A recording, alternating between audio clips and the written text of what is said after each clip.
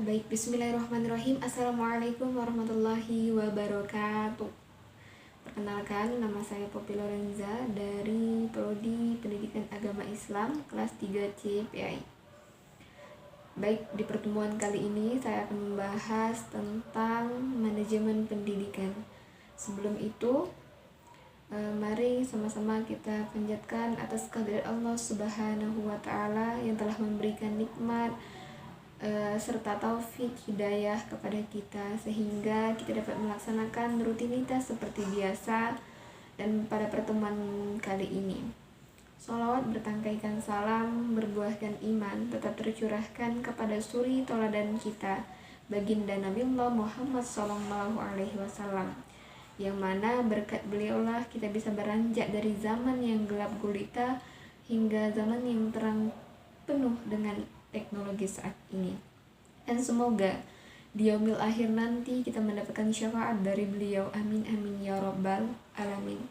Lanjut, di sini saya sebelumnya mengucapkan ribuan terima kasih kepada Bapak dosen yang telah memberikan wadah kepada kami. Berkat tugas yang diberikan, kami bisa mengubah mindset, kemudian menambah wawasan sehingga bisa menjadi tonggak ukur bagi kemajuan suatu bangsa untuk kedepannya. Amin amin ya rabbal alamin. Lanjut ke pembahasan saya dari kelompok 5, membahas tentang aplikasi fungsi-fungsi manajemen pendidikan. Nah, kita mengetahui apa sih itu fungsi-fungsi manajemen pendidikan, kemudian apa sih kepemimpinan itu, kemudian banyak hal lagi yang akan kita bahas di sini. Akan tetapi saya membahas secara singkat saja.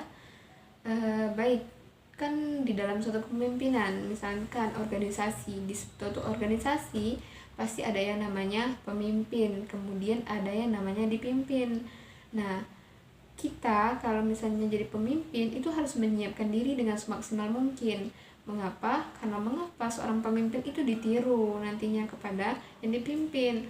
Ia akan melihat bagaimana kontribusi seorang pemimpin, bagaimana seorang pemimpin itu berkontribusi untuk suatu hal atau untuk organisasi tersebut. Nah, kemudian penerapan fungsi manajemen pendidikan di dalam kepemimpinan. Nah, apa sih penerapan fungsi dalam kepemimpinan di dalam manajemen tersebut? Yang pertama itu ada visi dan misi. Nah, setiap organisasi itu pasti mempunyai visi dan misinya, baik sekolah, lembaga, pasti ada visi misinya tersebut. Kemudian misalnya kita ada jenjang SD, pasti ada visi misinya, kemudian MTS atau SMP pasti ada mempunyai visi misi, SMA pun begitu, MA dan begitu pun begitu, pasti mempunyai visi dan misinya. Nah, jadi seorang pemimpin itu harus tahu nih, apa sih yang menjadi tolak ukur untuk kedepannya, apa sih untuk kemajuan untuk suatu organisasi atau lembaga ini kedepannya. Nah, kemudian sebagai komunikator yang efektif, nah seorang pemimpin itu harus mempunyai komunikasi yang efektif untuk untuk anggotanya tersebut.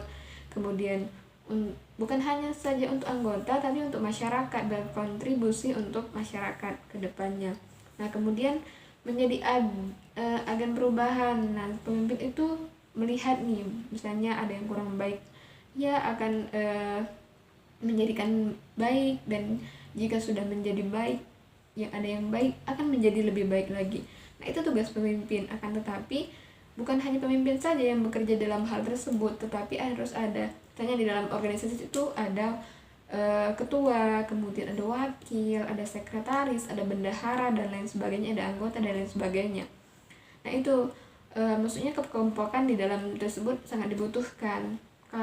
Kalau hanya ketua saja yang bekerja, saya kira akan tidak maksimal di dalam organisasi tersebut. Jadi harus ada maksudnya kekeluargaan, kekompakan di dalam hal tersebut. Nah, agar suatu organisasi itu berjalan dengan sebaik mungkin, kemudian berguna, dan bisa menjadi motivasi untuk masyarakat ke depannya, untuk terutama kaum pemuda dan pemudi saat ini. Apalagi kan kita di saat ini di era digitalisasi yang sangat merak-meraknya, di era 4.0 di mana teknologi ini semakin menjadi jadi. Nah, tinggal lagi kita seorang di diri kita mau dibawa kemana, ke hal positif kah atau ke hal yang negatif. Nah itu menurut saya. Nah kemudian sebagai pelatih, nah pemimpin itu emang sebagai pelatih, maksudnya di sini ia mengetahui apa yang ia dapatkan, kemudian ia ajarkan kepada teman-temannya, kemudian anak didiknya selanjutnya, kemudian kepada keluarganya. Nah di situ tugas orang pemimpin, ia membagikan ilmu apa yang ia dapatkan, kemudian menganalisis suatu organisasi tersebut. Nah menganalisis organisasi, bagaimana cara kita agar organisasi itu berjalan dengan maksimal, kemudian agar menjadi organisasi yang mempunyai mutu, yang berkualitas tentunya. Kemudian ada fungsi manajemen dalam kepemimpinan. Apa sih itu fungsi manajemen dalam kepemimpinan itu? Yang pertama itu mencerdaskan suatu penelitian. Nah, maksudnya itu di sini suatu yang misalnya diteliti nih di dalam suatu organisasi, suatu misalnya suatu lembaga ya teliti, kemudian apa sih kurangnya, apa sih kelebihannya, kemudian kurangnya itulah yang menjadi motivasi untuk mereka agar menjadi hal tersebut menjadi lebih baik lagi. Nah itu kemudian mengarahkan, menggerakkan. Nah seorang pemimpin itu harus bisa mengarahkan, menggerakkan, motivasi, kemudian memimpin anggota-anggotanya. Nah itu tugas pemimpin. Nah kita misalnya nih, hal skala kecil saja nih, kita sekarang sudah menjadi mahasiswa tentunya. Nah jadi di dalam misalnya di dalam kampus saja, di lingkup kampus banyak nih organisasi-organisasi yang telah kita temui nih. Nah kita mau masuk organisasi yang mana, yang menjadi minat bakat untuk diri kita. Nah di sini, nah setiap individu itu mempunyai minat dan bakatnya berbeda-beda. Kita tidak bisa menyamakan individu satu dengan individu yang lainnya karena itu berbeda. Maksudnya di sini masuklah di mana yang bisa membawa diri kamu itu untuk kemajuan dirimu. Nah itu kemudian bisa berguna, menurut kamu bisa berguna, silahkan lakukan hal-hal positif yang akan menjadi menjadi value bagi diri kamu. Nah itu bagi diri kita. Nah itu mungkin itu saja yang bisa saya jelaskan pada kesempatan kali ini. Intinya kita sebagai kaum muda, ayo jangan pernah pantang menyerah untuk suatu bangsa, negara, dan agama. Nah tentunya walaupun kita mempunyai ilmu, tapi akhlak dan adab itu yang lebih utama dari segala hal.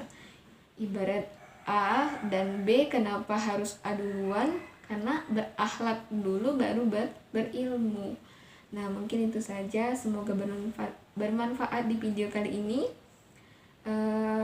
Atas kesalahan, kekurangan, dan kehilafan saya mohon maaf yang sebesar-besarnya kepada Allah. Mari sama-sama mohon ampun.